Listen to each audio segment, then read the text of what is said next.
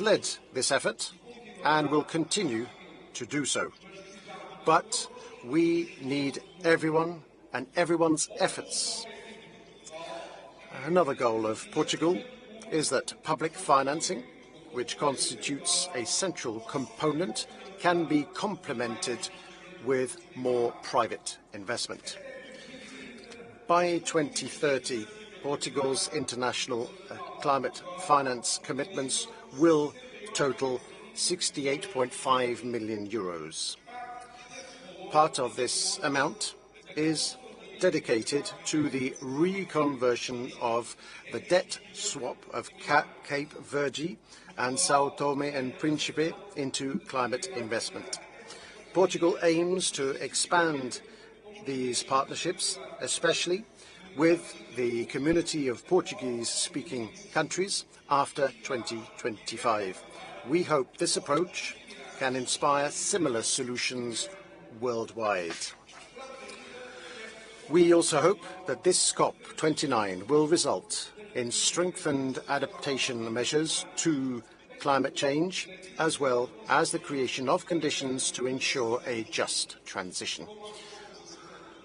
With everyone being brought to account, with everybody's accountability, ambitious goals and flexibility in solutions will be closer to our objectives. Thank you very much for your kind attention.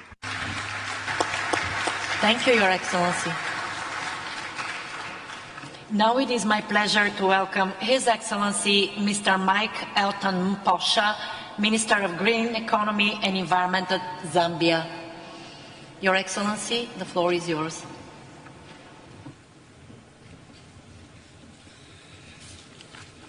Thank you, Madam President, Honorable Ministers, distinguished delegates. From the outset, I wish to convey my gratitude to the government and the good people of Azerbaijan for the warm hospitality accorded to me and my delegation since our arrival here. Madam President, Zambia is currently facing one of the worst impacts of climate change arising from the most severe drought the country has seen in over 40 years, which has affected food, energy and water security and the livelihoods of millions of our people. Our agricultural production was slashed by more than half, while our hydropower generation has almost been wiped out due to inadequate water levels. The destruction caused by the severe drought has affected 84 out of our 116 districts in the country and 9.8 million out of 20 million people, with 6.6 million needing immediately humanitarian assistance. These impacts have resulted in a steep decline in our economic growth prospects, as the affected sectors are the key drivers of our economic activities. Madam President, with this background, Zambia demands that we do not leave this conference without achieving the following. 1, a new collective quantified goal on finance that has strong linkages between the severity of the impacts and identified financing needs of developing countries to fight climate change. Number 2, advance our work on the global goal on adaptation to ensure that we will be able to adopt indicators next year in Brazil. The third point is finalize the rules and modalities for the carbon market under the Paris Agreement to ensure that it delivers on enhanced ambition while supporting sustainable development in host countries. And the fourth point, we call upon the board of the Fund for Responding to Loss and Damage to accelerate progress towards the full operationalization and capitalization of the fund to make it functional and ensure access and timely delivery of funds to the affected countries. Madam President, as I conclude, I wish to remind us that we only have one Earth We are one family and share one future. Together, we must act now, as our actions today will define the future of our planet. Zambia is ready to collaborate with all nations in this endeavor. Madam President, I wish COP29 all the best of success. Thank you very much. Thank you very much, Your Excellency. And it is my pleasure now to welcome His Excellency Mr. Max Andonirina Fontaine, Minister of Environment and Sustainable Development of Madagascar. Your Excellency, you have the floor.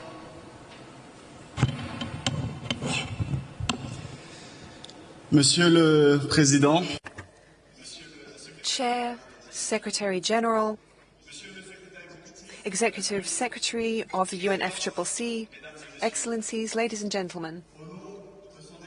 On behalf of His Excellency, the President of the Republic of Madagascar, Andry Rajoelina, and the government headed up by Prime Minister Christian Nsai, allow me to address you in the name of Madagascar. I align with the previous speakers in conveying our sincere thanks to the host country, Azerbaijan, for its marvelous hospitality and its outstanding efforts in chairing this COP. Excellencies, Madagascar is a bulwark against global climate storms. It sequesters carbon, protects its exceptional biodiversity, and acts as a shield against climate imbalances and climate change. But this bulwark is damaged by repeated disasters, cyclones, droughts, flooding. Each year, these destroy our cities, our farmland and infrastructure, costing more than 4% of our GDP. An unsustainable burden for a nation which has only contributed 0.08% of global emissions. However, Madagascar refuses to crumble under the weight of these challenges. We have chosen to face them with determination.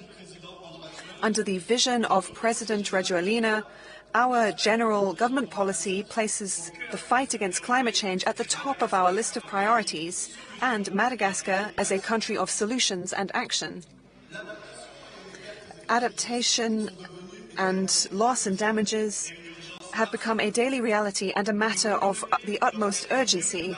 Our communities must be better prepared to tackle increasingly frequent disasters. Mitigation based on our role as a carbon sink will entail sustainable management of our natural resources, the mainstay of development in our country. Madagascar is proud to be a founding member of the G0 coalition announced at COP29, an alliance of carbon-negative countries based on a simple but powerful principle: sequestering more carbon than they emit. I would like to recall a fundamental truth stated emphatically by the United Nations Secretary General. Financing for the fight against climate change is not charity, it is an investment. Climate action is not an option, it is an imperative. Madagascar is turning this vision into concrete action. Since COP28 at Dubai, we have taken key steps, such as the implementation of RSF reform programs based on sustainability with the support of the IMF and the World Bank. This made Madagascar the first country in the world to enjoy an enhanced climate collaboration framework. Our first green bond of $35 million was issued in partnership with the private sector, and we also have active cooperation with the GEF, the IMF and the World Bank to structure a new bond, the Lemma bond, intended to preserve our unique biodiversity. However, these efforts will not be sufficient to maintain the bulwark. Madagascar calls for the immediate operationalization of the Loss and Damages Fund starting in 2025 with streamlined access for vulnerable countries. This fund is not a luxury, it is not a favor, but it is common responsibility according to the principle of common but differentiated responsibilities. We also stress the importance of additional predictable financing aligned above all with the needs of developing countries in keeping with the principles of the Convention and the Paris Agreement. These funds must support the implementation of our national adaptation plans because each dollar invested today saves us billions of damage tomorrow. Finally, Madagascar welcomes progress in clarifying market mechanisms under Article 6 of the Paris Agreement. Excellencies, this bulwark that is Madagascar cannot last forever. If it falls, it will not be only our country that collapses, but also part of our planet's balance. History will remember one of two things about us. Either that we dared to change the course of our destiny here, or that we signed the death warrant of millions of people. Madagascar chooses the first option and urges everyone in this room to do likewise. The future is watching us. Thank you. Merci, Votre Excellence. Thank you, Your Excellency. And it is my pleasure now to welcome His Excellency Mr. Kaspars Melnis, Minister of Energy and Climate of Latvia. Your Excellency, you have the floor.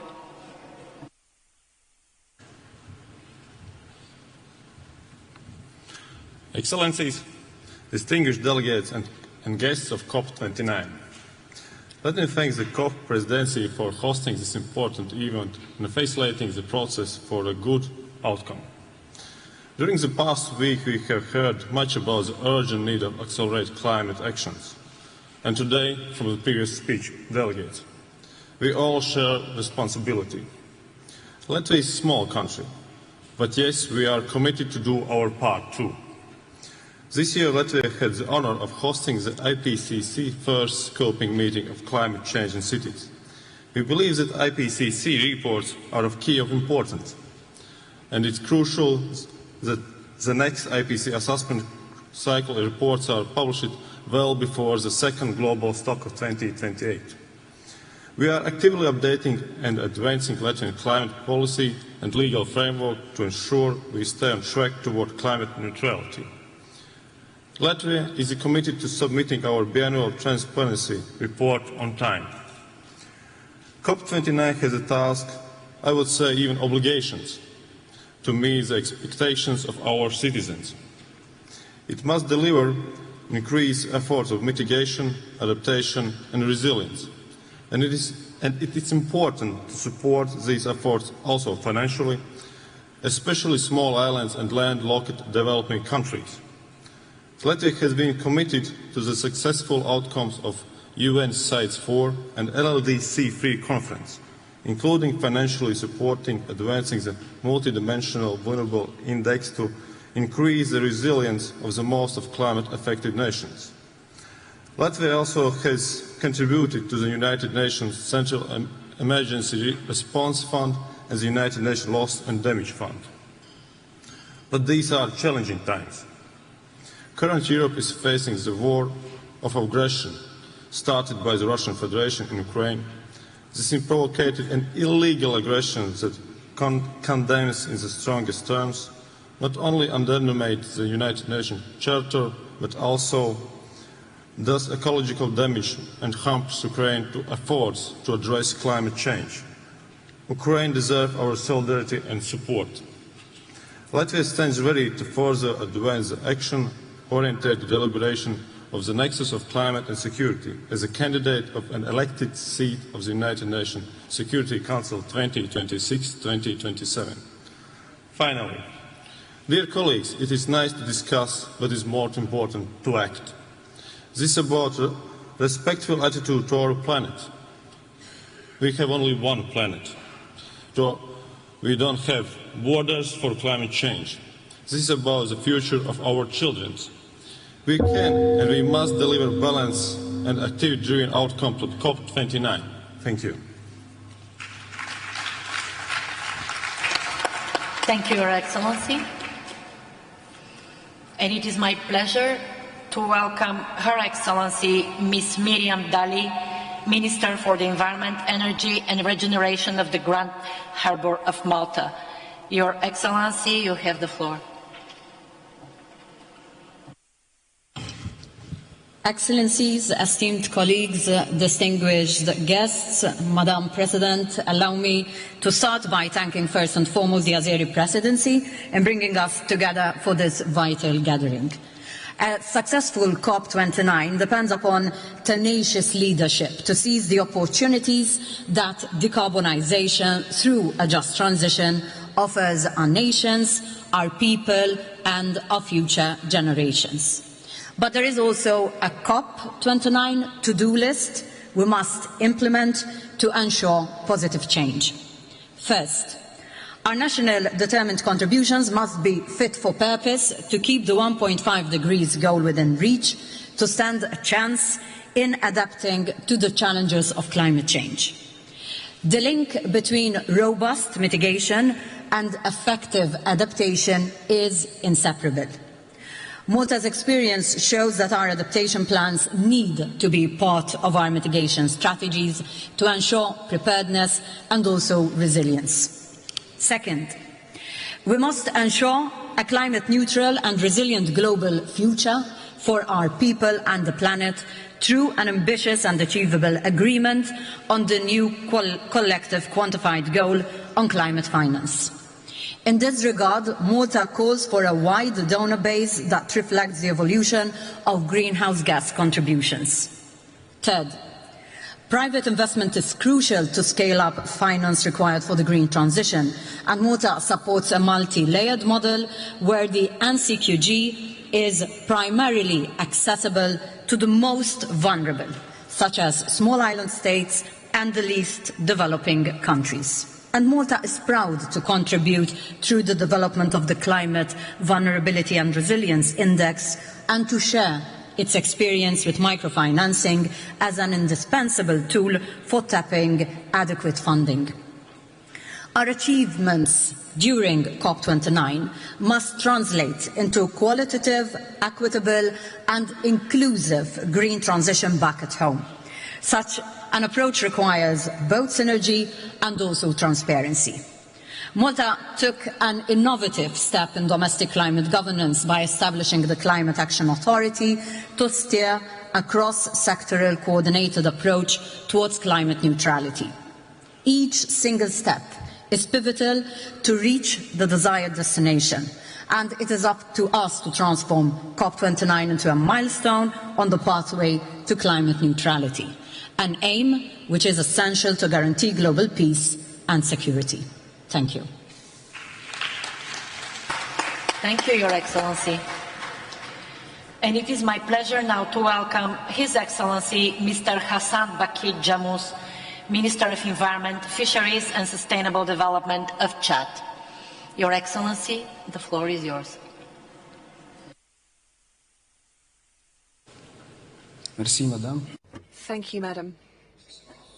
Excellencies, Your Excellency President of the Republic of Azerbaijan, Executive Secretary of the UNFCCC, President of the 29th Conference of the Parties, distinguished delegates, ladies and gentlemen. At the very outset, allow me to convey the warmest greetings of His Excellency, Mr. Mohammed Idris Deby Itno, President of the Republic of Chad and Head of State, who, due to urgent commitments, was not able to be present at this Climate Leaders Summit. It is my honor to address you on his behalf to convey the respectful greetings of the government and people of Chad, who are following with special interest the crucial discussions at this summit. On behalf of His Excellency, Mr. Mohammed Idris Deby Itno, President of the Republic of Chad, I would like to present his statement, and I quote, "Allow me at the outset to thank the government and people of the Republic of Azerbaijan for all of the hospitality that we have enjoyed in Baku. We also welcome the fact that in organizing COP29, His Excellency Ilham Aliyev, President of the Republic of Azerbaijan, is continuing to honor the decisive commitment to a sustainable and prosperous future. We thank him for his distinguished efforts. In addition, I would like to express my deep gratitude to Mr. Simon Steele, Executive Secretary of the UNFCCC, and all of his team for the work that they have done. By participating in COP29, my country, Chad, attaches great importance to environmental protection. Alarm. Protection ינוח of a ג'ת, planet which is כפר suffering the ורדים. harmful effects of climate change. Distinguished מעלות participants, תרשיחא, מעונה, ladies and מעיליה, gentlemen, אבירים, allow me to share with you the climate reality experienced by my country, קהילה, Chad. Like many nations facing climate vulnerability, Chad is on the front line of this global crisis, fully exposed to the devastating impacts of climate change. The year 2024 will remain etched in our collective memory as one of unprecedented disasters. Waves of floods ravaged 119 of our 125 departments, impacting more than 1.9 million of our fellow citizens. That is more than 10% of our population. The staggering losses are quite clear. More than 217,000 homes destroyed, 432 hectares of agricultural land destroyed, 72,000 livestock destroyed, and tragically we lost 576 human lives. These figures, although they may be statistics, they reflect human and environmental tragedies of unprecedented intensity. They represent damaged ecosystems, damaged homes, and shattered livelihoods. Chad's situation is ever more complex, given that we are sorely tested by our geopolitical position and the security challenges that we face. Chad is at the crossroads of many regional crises. In the east, there is the Sudan crisis, leading to a large arrival of refugees, which exerts additional pressure on our already scarce resources.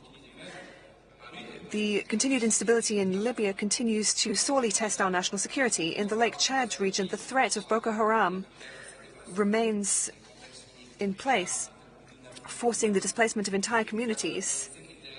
This brings together climate vulnerability and security fragility, which highlights the indissociable link between climate, security, and development. It is in this context that we welcome the Declaration on Climate, Peace, Stability, and Reconstruction ratified at COP28. We call on the international community to swiftly turn this declaration into action. Fragile states such as ours cannot wait any longer. Therefore, at this rostrum, we call for the creation of a special financing mechanism dedicated to fragile countries facing conflict, and the systematic integration of fragility and conflict into all financing mechanisms for climate. Excellencies, the creation of the Loss and Damages Fund at COP28 was a major step forwards. But the urgent needs of our time call for swift implementation. My country calls for simplified access mechanisms for the most vulnerable countries, a minimum allocation that is guaranteed for LDCs, modalities for rapid disbursement for emergency situations, and the inclusion of a sub-goal dedicated to loss and damage in the NCQG.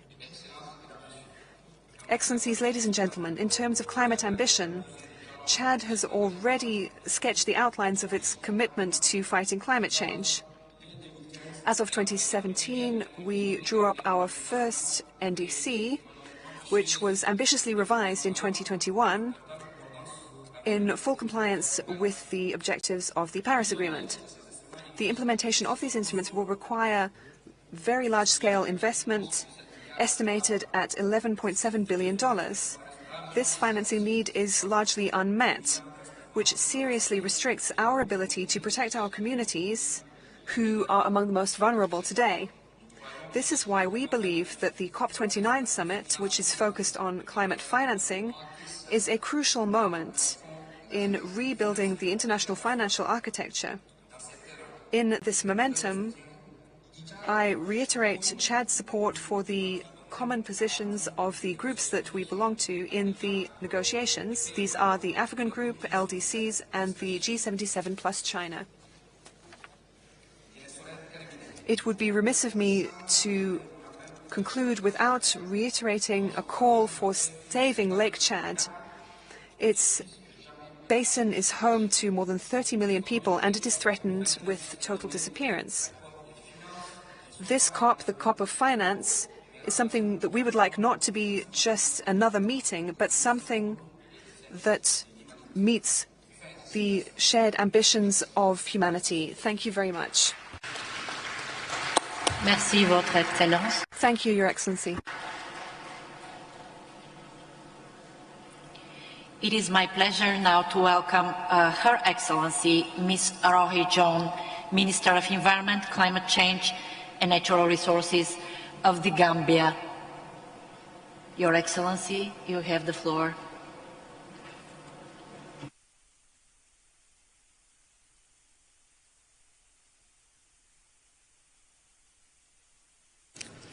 Excellencies, ladies and gentlemen, on behalf of His Excellency Mr. Adama Barrow, President of the Republic of the Gambia, I would like to take this opportunity to congratulate His Excellency President of the Republic of Azerbaijan for the successful hosting of COP29 and also the warm welcome.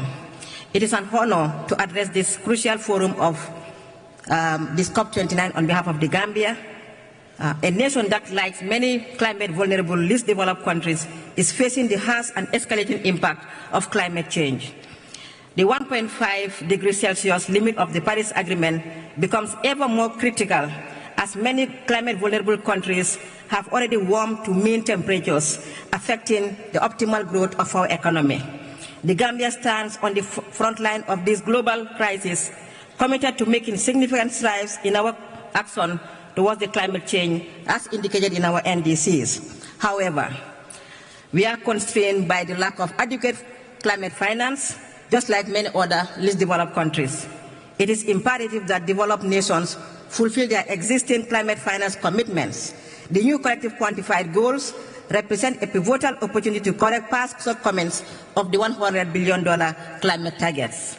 We therefore call for COP29 to agree on a core science-based public climate finance goal that reflects our evolving needs and priorities. The NCQG must be ambitious, trackable, and actionable, with a focus on funding that enhances resilience and drives transformative change in line with the Paris Agreement 1.5 degree temperature reduction targets. The NCQG must directly connect with ongoing reforms to facilitate effective resource mobilizations, enhance accountability in the international financial system, and address cost of capital, debt instability, and loss and damage comprehensively. Specifically, to incentivize low cost capital to the NCQG must stipulate the financial counting towards the goal must be differentiated based on its cost, such as on the grant equivalent basis, avoiding the 100 million target floor as counting all loans and grants equally. Let me stress here that loss and damage must become an integral part of the climate finance conversation. Building social safety net is critical to reach the most vulnerable population, with dedicated resources to help countries recover from irreversible loss. That's the impact of climate change, and guaranteeing the attainment of our SDGs. The Gambia is actively doing its best in mobilizing resources to turn our climate commitments into actions. However, to effectively deliver on the ambitious goals laid in our NDCs, we urgently need $268 million in conditional support. This funding is essential right now to implement the adaptation and mitigation efforts that will protect our communities and secure a prosperous future for generations to come. As we are wrapping with COP29 and looking forward to the 4th International Conference on Financing for Development in June 25, We seek the active support of the international community to expedite the key decisions on the international financial architecture reform agenda. It is important to emphasize that mere pledges of financing support are insufficient. We need the climate funds to be harmonized and streamlined to ensure vulnerable countries can maximize access to climate finance to address the growing adaptation financial gap. As vulnerable nations, we stand united in solidarity, committed to supporting each other in building a sustainable and prosperous future. For the Gambia, this means we urgently need a doubling of concessionary financing and resources to drive the structural transformations necessary for our economy. Only with this enhanced support we can foster resilience, sustainable growth, and equitable progress for our planet and the people. We call on all developed nations, multilateral institutions, and private sectors to step up their financial commitments, streamline access to finance, and explore innovative financial solutions. Let us move from promises to practice, ensure that no country is left behind. Thank you. Thank you, Your Excellency. It is my pleasure now to welcome His Excellency Mr. José Alejandro Lorca, Minister of Popular Power for Eco-Socialism of Venezuela. Your Excellency, you have the floor.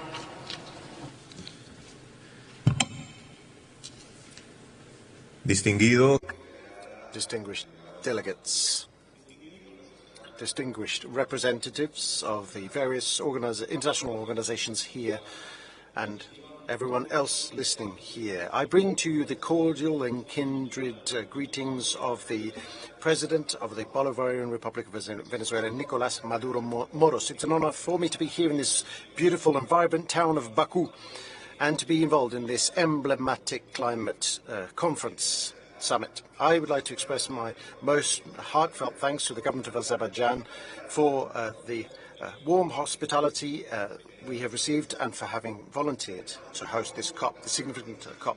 Today, ladies and gentlemen, we face the greatest climate crisis of our era. And despite the fact that we know that we have the enormous responsibility as a generation to slow it down, the efforts we have made have not been enough. The natural disasters have increased. Sea levels continue to rise, temperatures and acidity of oceans continue to rise at an alarming rate, and however we cannot admit defeat. We must speed up what we do to preserve life.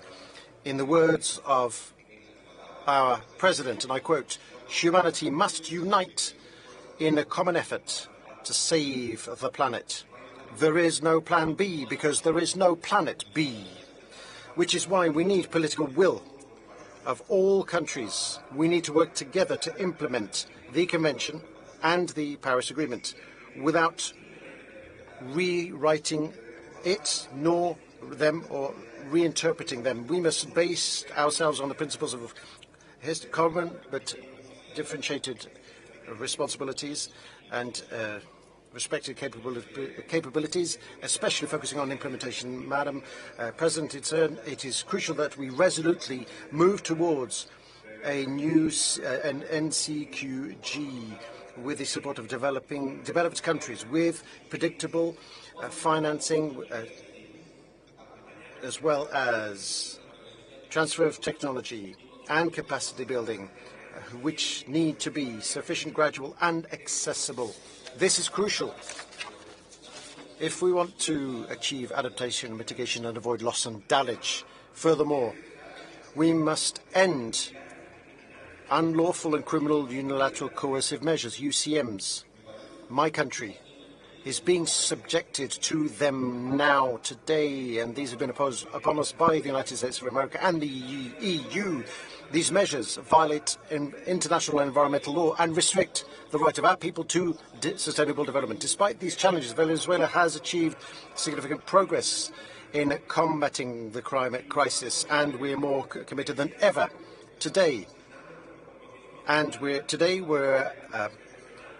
submitting our first national communication, our third national communication, our first biannual transparency report, and our first GHG inventory, which show the world that we are a carbon-neutral country, and we only emit 0.39% of global emissions.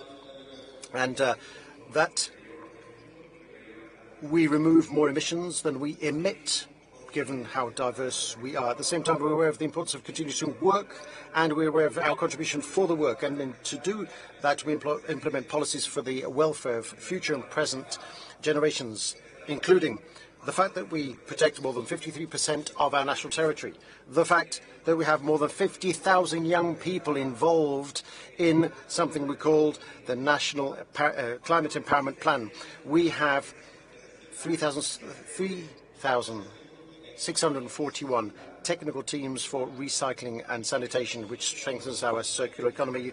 80% of our energy mix is renewable, and we have delivered to date over 5 million homes to our people as an adaptation measure. We are a developing country which has responsibly and tirelessly worked to combat climate change, which is why this COP, called the financing COP on financing, is called upon to, developed countries are called upon to walk their talk.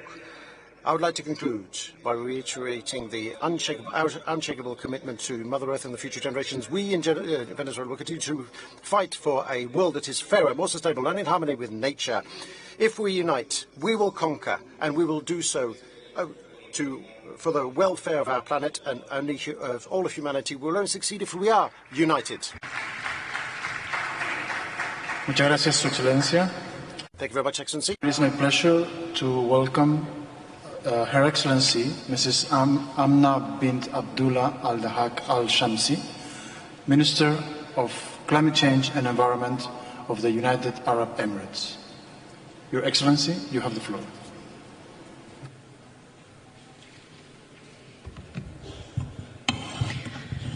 أصحاب المعالي، الوفود الكرام، السيدات والسادة، تحية لكم. Your Excellencies, ladies and gentlemen, I would like to greet you from the UAE, the host of the previous COP, COP28. We were very proud to hand over the presidency of COP to Azerbaijan, where we have been so very welcomed and hosted in order to speed up climate action, which is quite fruitful and impactful. In the UAE, His Excellency Sheikh Mohammed bin Zayed, the head of the UAE, has declared 2024 a sustainable year successively after last year's sustainable year. And we have pledged that COP would be the most comprehensive COP. And indeed, we had the first GST taking place in COP in order to evaluate the goals of the Paris Agreement. The historic UAE consensus reflects consensus of the international efforts to combat and address climate challenges. That consensus was signed upon by 198 countries, and they have agreed on a road plan for just transition in the climate field. We have also pledged more than $850 million to the Fund for Loss and Damages. 18 pledges and $85 million were also pledged to finance climate action. We are still building on the successes of COP28 through various strategic steps that create opportunities for technology, creativity, and partnerships.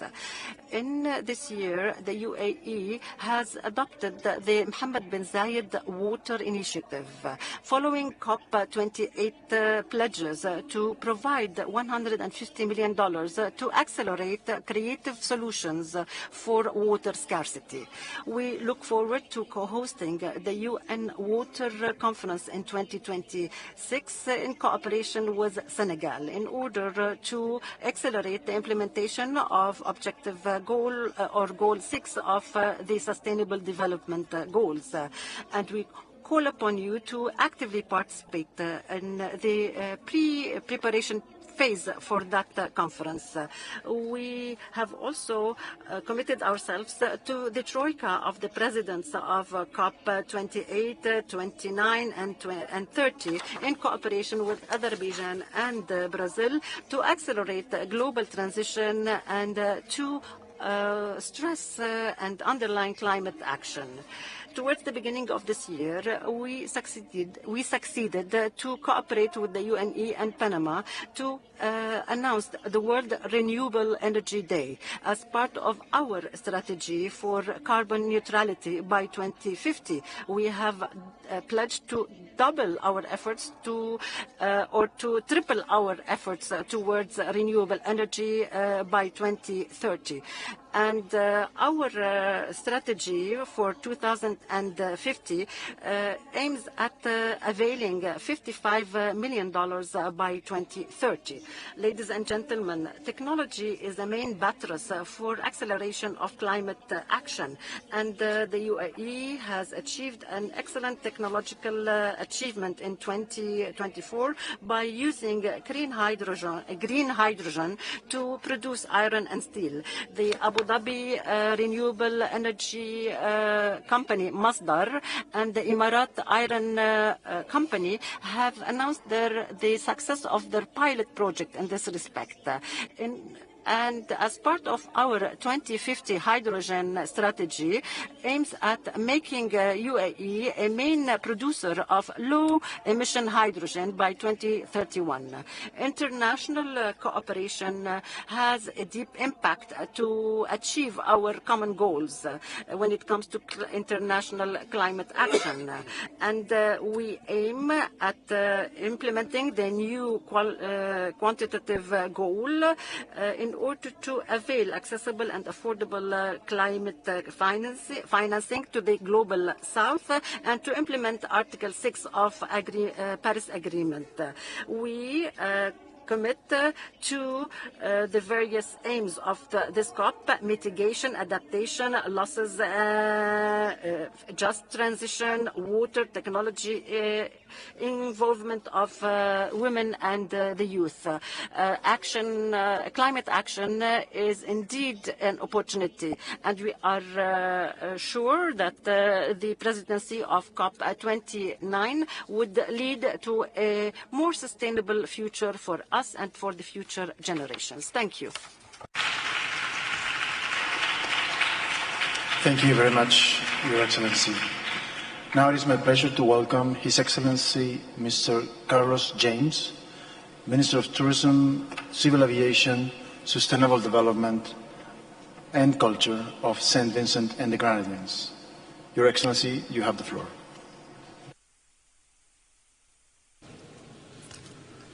Mr. President, Excellencies, distinguished colleagues, recognizing our ecological fragility as a small island developing state, St. Vincent and the Grenadines cannot afford to be a mere spectator on the important issue of climate change. It is against this backdrop that I stand here with the available science and our very own real-life experiences of being on the front line of the devastating impacts of climate change. For St. Vincent and the Grenadines, reducing carbon emissions to 1.5 degrees Celsius is more than just a target. Mr. President, on the 1st of July 2024, our multi-island state was ravaged by the passage of the Category 4 Hurricane Beryl, leaving some of our islands unrecognizable, with thousands of families homeless in the wake of its destruction. We thank those who supported and continue to support our recovery efforts.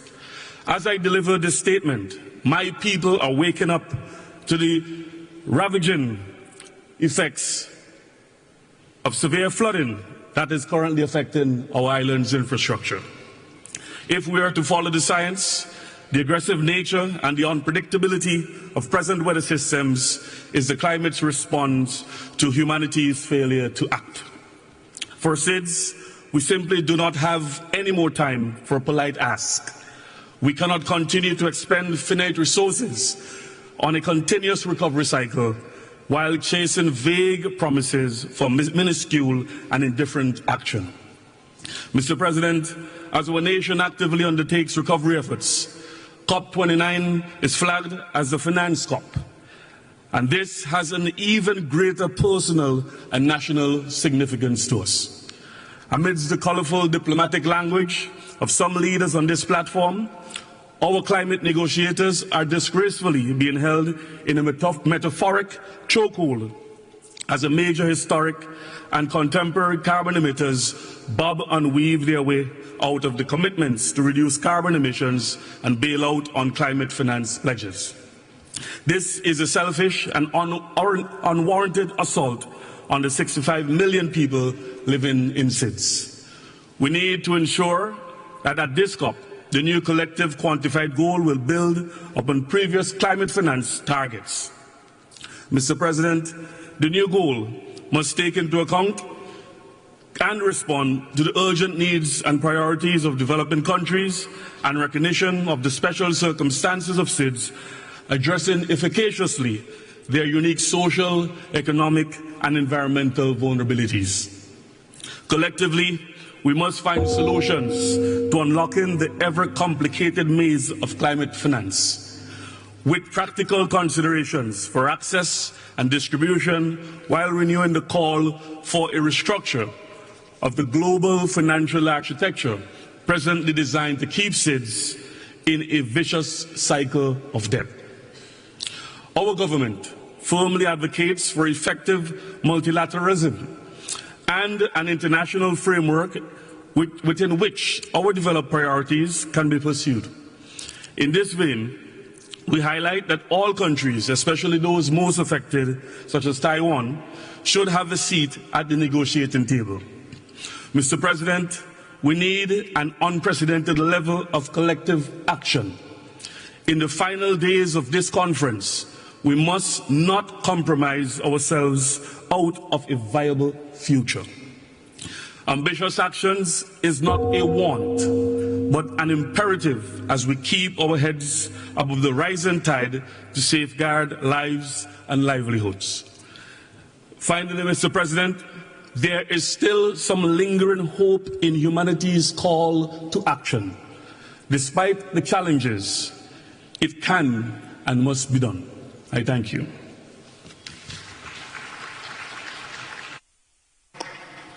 Thank you very much, Your Excellency.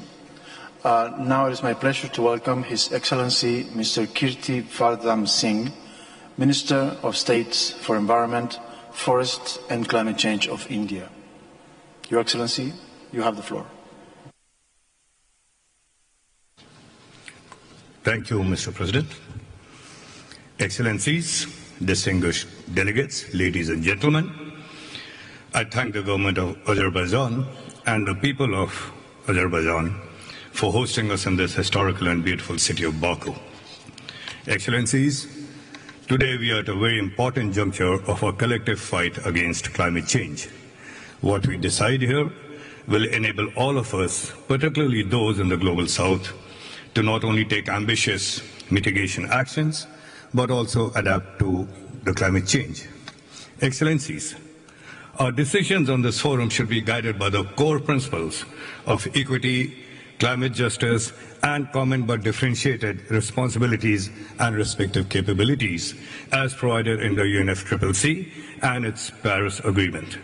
The context of different national circumstances, sustainable development goals, and poverty eradication, particularly in respect of the global south, should not be lost sight of.